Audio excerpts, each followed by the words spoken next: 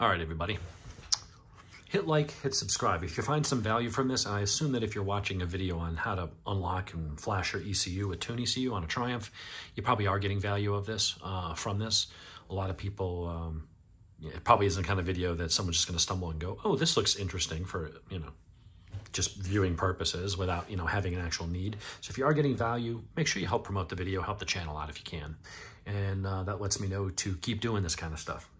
So, that out of the way, what are we focusing on today? I've had a video that I get a lot of questions on, so I'm going to try to make a more in-depth video, maybe to answer some of those questions, so that I don't have to keep answering the same ones over and over.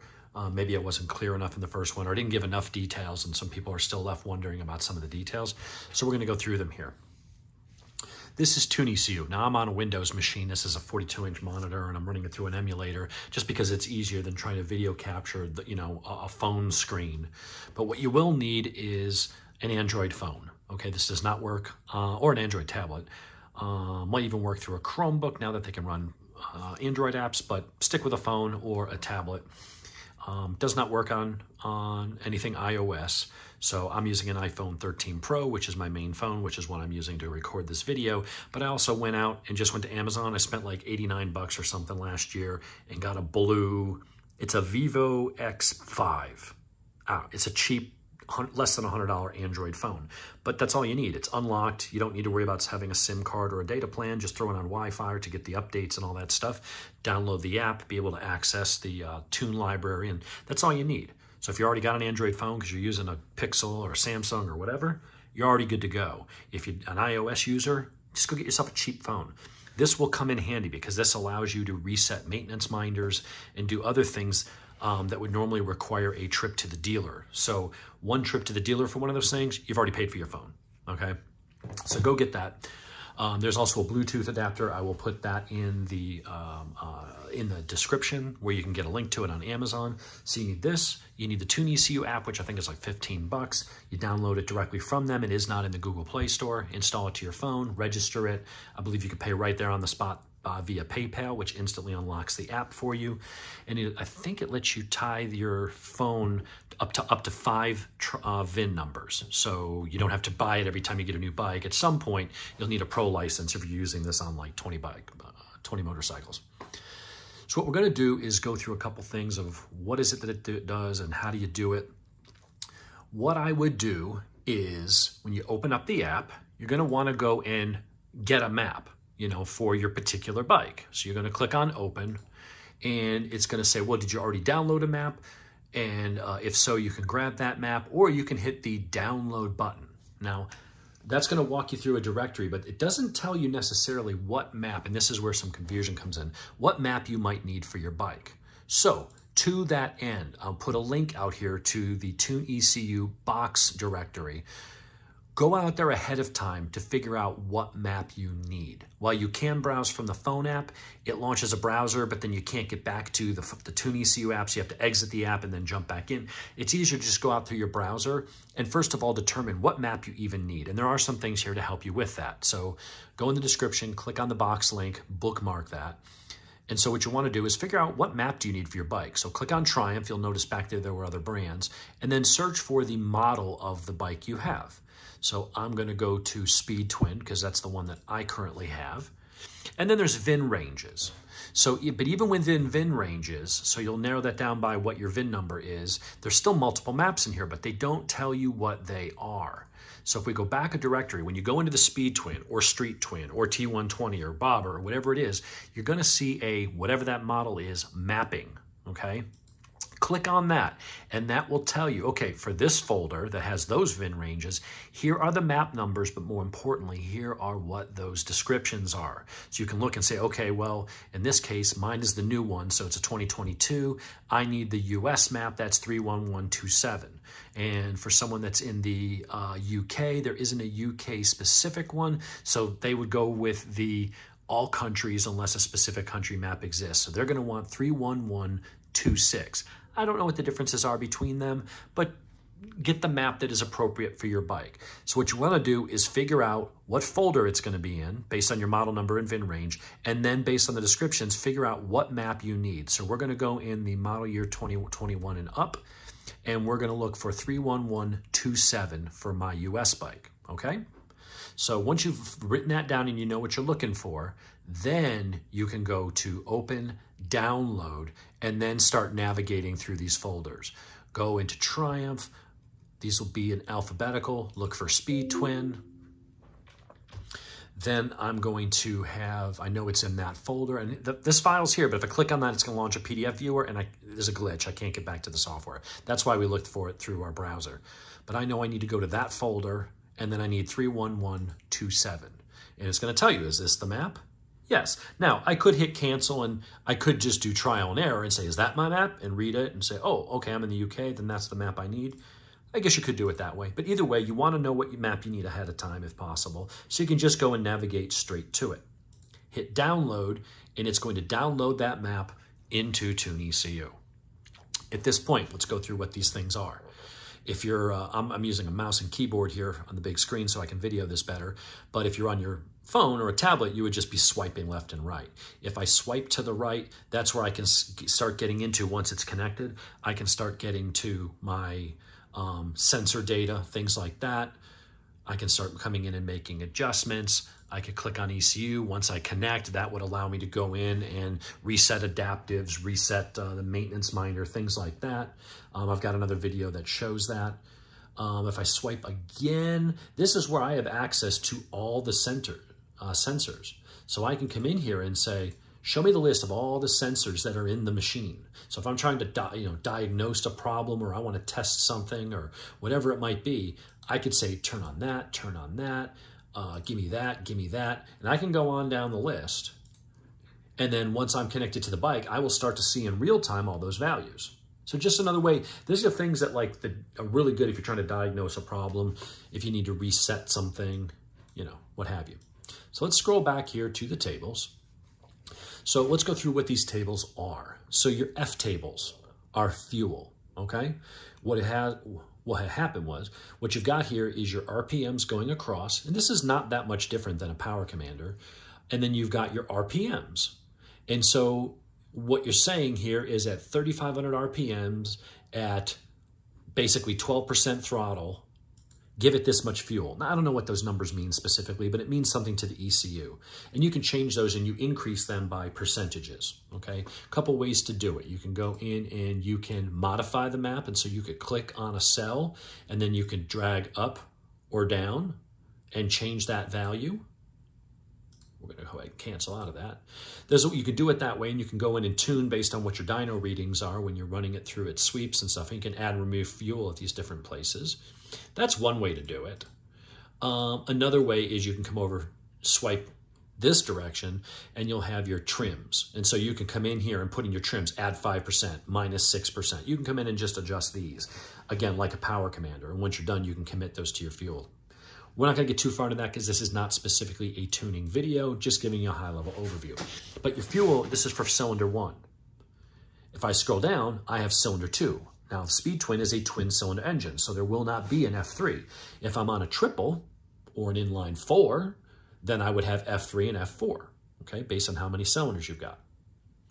Your L tables, instead of you doing fuel by throttle position and RPM, your L tables are doing it based on vacuum pressure. We're not going to get into that. I've never really used that for tuning. I've done all the tuning on the other on the F tables. After that, you have your ignition tables. This is where you can see for first gear, here's my ignition timing. Again, based on our throttle position and based on RPM. And then anything, don't worry that it goes from 3250 to 3500. What it does is it's called interpolating. It's basically averaging and saying, okay, whatever the 250 RPMs between that and that, it'll gradually adjust to that linearly. So you don't have to literally have like every single RPM at every single throttle position. It'll interpolate between them to basically have a nice smooth linear progression. Second gear. Now, in this case, they're the same. I don't see any differences, at least out here, between the two. And that's normal. Now, on some bikes, if you remember back in the day, the ZX6Rs, you had the wire trick because they were pulling timing. in the first 2 gears, and they were basically limiting torque. So towards redline, it would be less power, but once you get 3rd through 6, it was like you gained like 8 to 10 horsepower, and you put the wire, you jump the 2 wires on one of the diagnostic plugs to get rid of that. They're doing it all here electronically, and you have access to these tables. So if they were doing that here, you would see that. I don't see any restrictions coming into play here for ignition. So we'll go past those. And now we're getting to electronic throttle valve. Which is for your ride modes. So these aren't always consistent. So when you are looking at your particular bike, in the Speed Trip and the Speed Twins case, Sport is ETV3. That's not always the case. Sometimes, for whatever reason, ETV2 is Sport and ETV3 is Road and ETV1 is Rain. It doesn't go in the order you think it would. So what you have to do is see which ones they're using. So we got ETV1, now we got ETV2, there's an ETV3, there's a 4 in here, but it's all 0, so they're not using it. So what you would do is you'd look and just gauge by looking at it, saying, okay, what's the least aggressive? That's going to be your Rain. So go out here and say, okay, at 77% throttle, I'm only getting 67. Okay, what's the next one? Whoops, sorry. ETV2, okay, goes up to 77. Okay, that's more aggressive. Okay, now in the same place, it's gone up to 81. So you can very quickly see which one is the least aggressive. That's going to be your Rain. Which one is more aggressive, but not as aggressive as the most aggressive. So the most aggressive is going to be your Sport, and ETV2 is going to be your Rain. Sometimes they're reversed. So this is where you have to actually look at it and figure out which one is which for your bike. In the case of the Speed Twin, ETV3 is our Rain mode. Is our Sport mode. So what you can see going on here is they are heavily restricting this. Even though I'm in Sport, I'm in the more aggressive of the settings. What's happening here is these are your throttle valve, electronic throttle valve. That's what ETV means. So it reads your ride-by-wire, because remember, there's no more cable. You're not physically pulling on a cable on the throttle and opening up the throttle bodies to whatever that position is. You're twisting a throttle, and it's reading the signal. So it reads 100 at whatever RPM this is, 4,200. And then instead of giving you what you ask for, it says, how about we just give you this much? And up here at 6,000 RPMs, I'm giving it 100% throttle. It's only giving me barely 80%. At 7,250, which is where your peak power is, if you put the bike stock on a dyno, your peak power is at 7,250. It's only 79. It's only giving you 79% power. There is more power just sitting there. It's already got the fuel tables and ignition tables to support it. It's just that when you give it throttle, the ECU says, no, you're not going to get that much. I want to give you this much. And so what they do is they give you most of the power here up to 6,000, and then they start pulling back. Actually at 4,800, it starts dropping off. No, 4,400. So at 4,200, you're at 91%, let's say, rounding up. And even though I have the throttle at 100, at 4,400, it starts pulling power away. So it feels really good and torquey here, and then it starts wheezing a little bit up here. They do that to create a power profile. That way they can use this motor in the Thruxton. The Thruxton doesn't have these restrictions. So when you look at it on paper and they say, well, the Thruxton's the sportier bike. See, it makes a little more power and you pay a little more money. It's not because the motors are any different. They're the same motor. They got this, everything's pretty much the same. The difference is the Thruxton is not held back. The Speed Twin is. And this happens on Yamahas, Kawasaki's, Ducati, Aprilia, all the bikes that are using ride-by-wire now, they're using, because they have ride modes, right? I mean, that's why you have your Rain, right? To make it soft and safer and limit the power and make it very linear and gradual so that when you're in inclement weather and your traction's not very good, you don't want abrupt throttle, right? To break traction or upset the chassis or what have you. And then you go to ETV2 to road mode, and it's a little more performance. And then you go to Sport, and that's the most aggressive. But even that is still held back. There is no point out here at 100% where you whack the throttle, you're on. There is no point where it actually delivers 100% power. The most you will ever see is 90.7, and that is only at up to 4,200 RPM. After that, the motor will pull to 8,000. That's what a red line is out near 8,000. And peak power is way the hell up here. But that peak power isn't as much as it could be because they start pulling power way early. So this is what we're going to fix.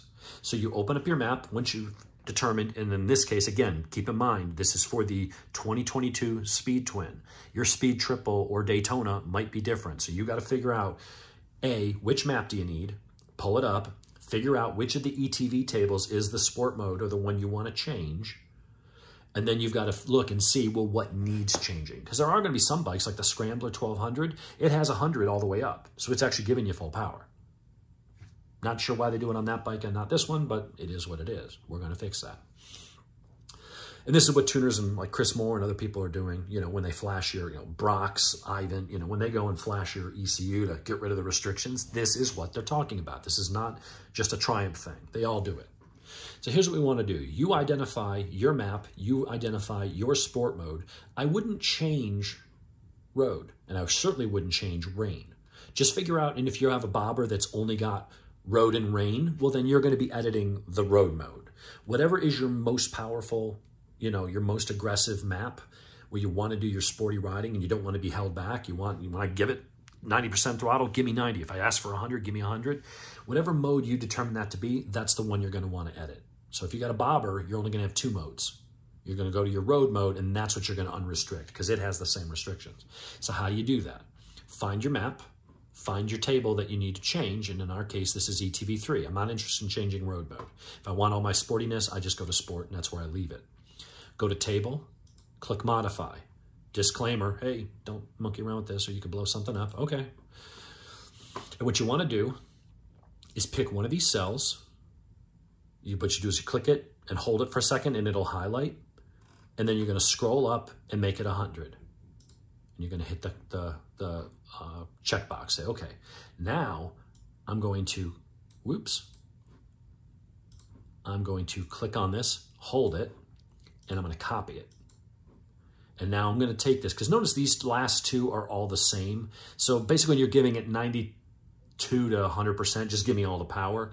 I'm just going to go ahead and follow suit. So these columns are most of the time the same anyway. So I'm going to highlight this and now drag it all the way up. And I'm going to go ahead and paste. So now when I give it 100 or close to 100, give me all the power. I'll control how much I want with my throttle. I don't need you holding me back. Then you're going to go to the next column and you'll see, okay, this is basically 87.9, which in the 85 column, that's about right.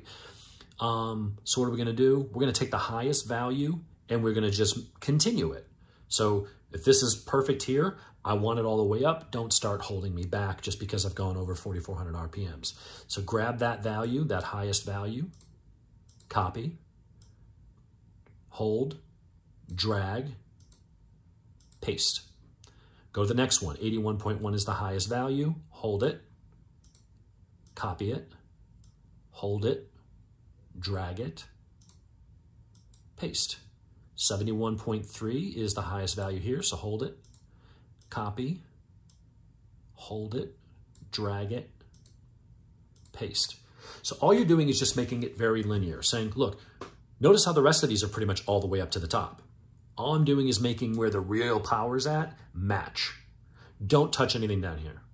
Just fix what was being held up, which is in this upper corner. Started about here and kind of ran diagonally over to here. You're going to change that upper corner so that just like all these other columns, that where the starts coming on the power, you know, not including what's down here at idle, make sure those numbers are the same all the way up. Your last 2 columns, hundreds. When I give it full power, you give me full power. That's all we're telling the bike. Go ahead and accept that. Apply it to ETV3. Go ahead, just leave that fault. Just hit OK. All right. So now we have de-restricted that. Now, if you're not going to do exhaust and tuning and all that other stuff, I don't know how much this actually changes anything, but I do this as a matter of course anyway. I make this whole section in here. See where it's like really lean? The ECU, because it's Euro 5 and it's got a very, it has a very limited narrow band sensor on what it can do. But if there is any ability for it to quote unquote self-tune in the closed loop area, which is basically under 20%, I'm just going to go ahead and I'm going to modify these tables. Take this 13.75, which is like not lean. It's not quite at stoichiometric. It's just a tiny bit lean, but that's okay. I'm going to copy that. And then I'm just going to go and highlight, this whole area and just start pasting it in. In this area here where it's a little bit more lean, I am just going to go ahead and paste that in. I don't know if this changes anything. It won't hurt anything, but if the bike does have any ability where if it's a little lean here, it could richen it up just a little bit, that's good for the motor. It's good for power. It's good for the motor, help the motor run cooler. All right, so we've done that, and that's all we really need to change. So modify the AFR tables to just get rid of that kind of big lean area where it's in there for emissions purposes. And you notice elsewhere it's more rich where it wants to be. We don't have to make the whole thing that rich because I don't think it actually would adjust it that much. If I can tweak it just a little bit, I'll throw that in while I'm in here. But we've edited this, which is ETV3. That's what we want to do. The only other things I would say in here is if you want to go in and adjust any parameters. Apparently, you can get rid of the speed limit on this bike. Other bikes, it's in there. Other bikes might also have the fan temperature that the fan comes on. This bike, it'll be added at some point in the future. Apparently, they haven't cracked that bit of code yet. Apparently, I have to upgrade to a pro license in order to get rid of the top speed limiter. I'm fine with the 135, whatever. It's not a bike that's going to go fast in that anyway. So I usually leave that. If you want to raise the rev limiter, you can. Just drag it. And then under devices is where you disable the secondary air injection and the O2 sensors. If you're going to tune it, you need to disable that and then physically unhook and preferably remove the O2 sensors from the header pipes or collector, depending on your bike. And then just get an O2 bung off a brass bung with a copper washer off of Amazon and screw that into where the O2 sensor was. You need to do that before you tune the bike. If you got a stock bike with stock pipes and you're not actually tuning, you're just saying, look, I'm fine the way it is. It sounds fine with the slip-ons or the stock pipes. All I want to do is just get rid of those restrictions that we saw on ETV3. Then you can stop here. You don't need to go in and mess with any of those parameters. What I would do is go to Informations, and this is your base map. I would edit that and then type in what you've done so that you just know. Now, what's cool about this is all kind of transparent to the dealer. The dealer can tell that they can tell that the ECU has been written to X number of times, but they don't necessarily know who did it. And when they look at it, all they see is this base map number, 31127 in my case. So they'll see that. They will see that that is the correct map for that bike. They can't see what you've actually changed out here. The dealer tools don't actually have the ability to do that. You're doing things in here that your Triumph dealer can't do. I mean, I'm sure if they could plug it in at the factory, maybe. But you're not doing anything here that's going to hurt the motor or hurt the bike. You're not changing fueling. You're not advancing ignition or doing anything that's going to cause a problem. You're just saying, look, the bike is made to perform a certain way.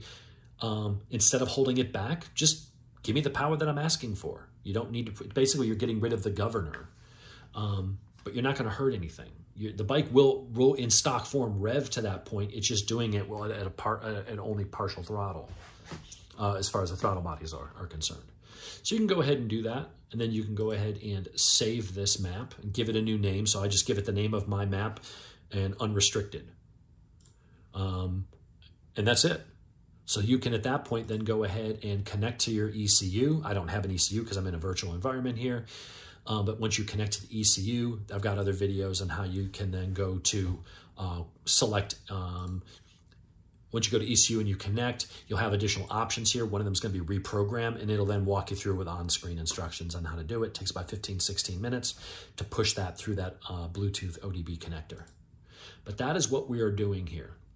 So find your map, go ahead and open and download it, and go in and determine which is the map, which throttle map do you want to change. It's going to be ETV 2 or 3 typically, but it could be ETV 1. That's why you got to look and figure out, just by looking at it, which one's most aggressive, least aggressive, and determine which is the one you want to modify. And then look and see if it's unrestricted. We can go into other maps here. Let's just go in. I've already got this map saved, so I don't need to change it. Let's just go to downloads and let's go into Scrambler. So let's go to the Scrambler 1200. We'll just pick up Bond Edition. I don't know. What is this?